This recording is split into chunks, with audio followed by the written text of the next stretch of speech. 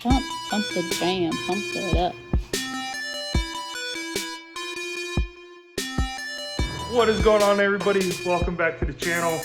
Today is link day. At least I hope it's link day. It could be other things, but mainly our focus is getting the links done, at least the rear links done for the 14 bolt, and getting those all put together. But there's a few things we got to accomplish first. So as you saw us, we had the engine and everything all sitting in the frame, but I have a gas tank down there that I need to get in there. That way we can put the 14 bolt on jack stands and get the proper location of the 14 bolt, and then we can start building our double triangulated 4-link in the rear. So let's get started on that. All right, so there's Willie. Hi, Willie. Tell you about what he's got behind him. How are you doing? You're really good at blocking the thing I want to talk about. You are? Yes, you are. I know. Okay, so this is the Moto-Built rear stretch gas tank, or the skid. The gas tank's in another box. So this will still keep everything underneath and still give me a pretty long wheelbase. So I think on this, I think you stretch the back out 6 inches, which should allow us, because remember, we put 15 inches in the frame on a 93-inch long TJ. So that gives us 108, 109. So if we do another 6 inches, that should give us 115 or 114. And if I push the front up an inch or two, I should be at that 115-ish that I want to be. But I have to get this in there to see where it's going to clear and if it's going to hit anything before we start figuring out all the links. So let's get to that. Jeff, your transmission jack is working out pretty well for us over here. I really haven't used it much for transmission things. Used it for a lot of other things. Just about everything else. Pump the jam, pump it up.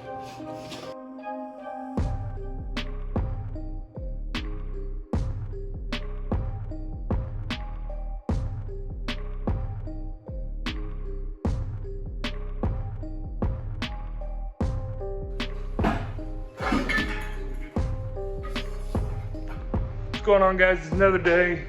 I am back in the shop, so I want to get this link stuff figured out today, at least the rear. Yesterday is a little bit late start, so we kind of just did some figuring out on where I need to put the cross member to run the lowers. So we did all that yesterday. You can see we did some pretty stupid math. Everything works out. And then after we did the math, we did some CAD and we kind of put it how I'd want it. So if you look right there, here's our cross member. We did cut it all out of cardboard. So it's gonna be 3 pieces, and we're gonna get that cut today. But right now, what I'm using is those sticks down there, the rusty ones. It is 2x4 quarter wall, so it should be strong, and it's gonna be a full cross member. So we're gonna get that cut and those 3 sections that I need, and then we can get them mocked up and sit it in there and see how everything fits. So let's get to that.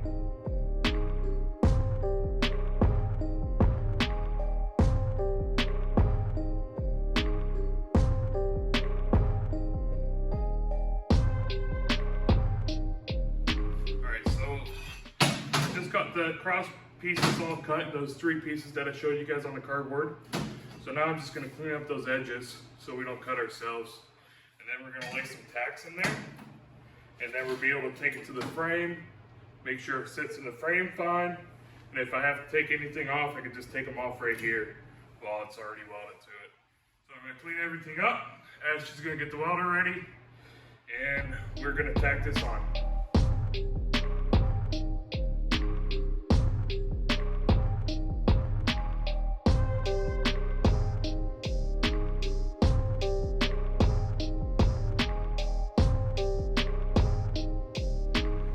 So we got the cross member all marked up.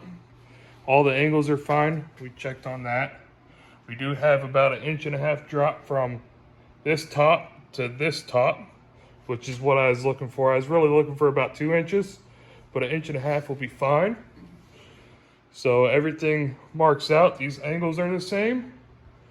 So Ashley's gonna come with the hot glue gun and burn it in, or tack them in at least for now.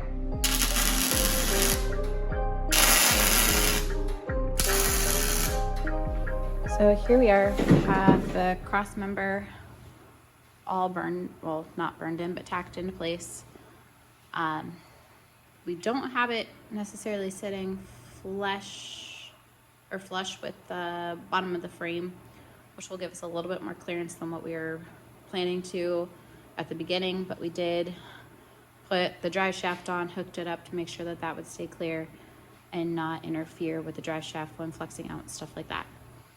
So what we got going on now is we marked off the center line, and we are trying to reutilize some of these brackets that came on this frame. Yep. Right, Josh? Right.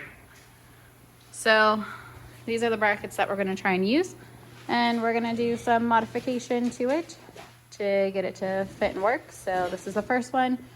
Josh is going to use a plasma cutter, I think, once he finds his goggles.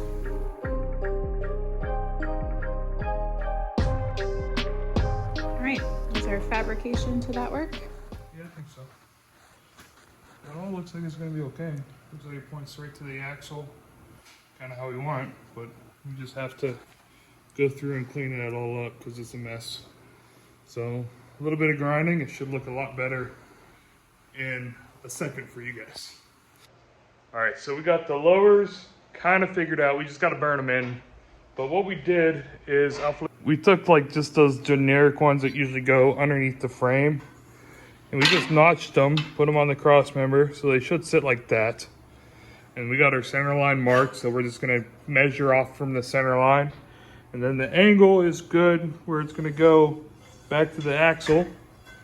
So we just gotta measure everything and tack them in. So. I don't know how I just burnt my foot.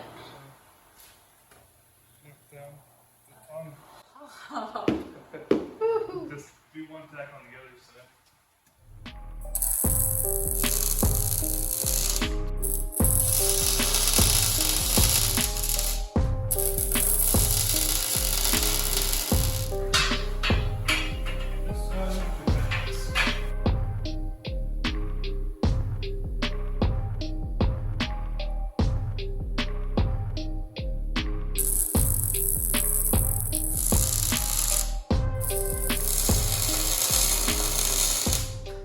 So we got them in. They are welded, same angles on both of them, so they're both going to shoot out to the axle the way we want them, right? Sure. And about the same distance, so everything's good. Everything should still clear the drive shaft. We'll grab that and make sure. So grab the drive shaft and make sure it still clears. So our mock-up drive shaft, everything still clears. It still has plenty of room. You can see all the way down there. So everything's still perfect. So we just gotta work on the uppers now. But I think we might save that for another day. I think so. Because it is New Year's Eve. Yes, New Year's Eve. So that'll tell you how far behind we are on these videos. Right. So we're gonna go do a little bit of partying and have a good New Year's. All right. Catch you on the next one. All right, guys, so I'm going to end the video here. It's going to get very, very long if I put the whole double triangulated video stuff all together. But trust me, guys, you're going to want to see the next video because it turns out pretty good. And I think you guys will like it.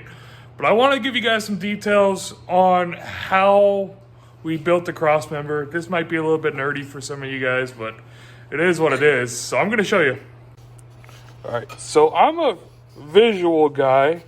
If you guys remember 7th grade math and 8th grade math, it's kind of there, but all we did was make that center bar 15 inches, and then it ended up being, once we figured out the width of the frame, the two side pieces were 11.4 inches with a 10-degree cut on here and right there. So that's it. So yeah, that's it. Just nerded out. Hope you guys liked it. Don't forget to like, subscribe, share, leave a comment. Let me know if you guys think this is gonna work. So I think it should work. I don't know. It clears the drive shaft. So we should be golden, right? All right, guys. Fingers crossed. Adios. Bye, guys.